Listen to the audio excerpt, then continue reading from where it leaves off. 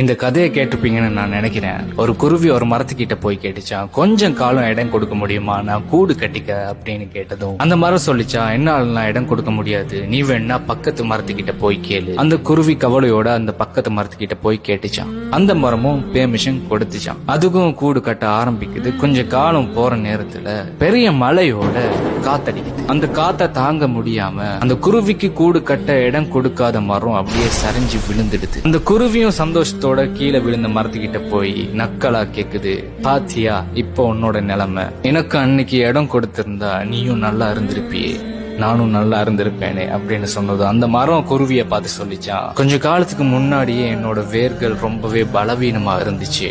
எப்படி ஒரு காத்து வந்துடுச்சுன்னா என்னால தாங்க முடியாதுன்னு எனக்கு இதுக்கு முன்னாடியே தெரியும். அதனாலதான் உனக்கு இடம் கொடுக்கல, நீயாச்சும் சந்தோஷமா உயிரோட இருக்கட்டுமேன்னு நான் நினைச்சேன் அப்படின்னு சொல்லிச்சான். மோரல் ஆஃப் தி ஸ்டோரி, நாம ஸ்டார்ட்ல நல்லவங்க நினைக்கிறவங்க கடைசியில கெட்டவங்களா தெரிவாங்க.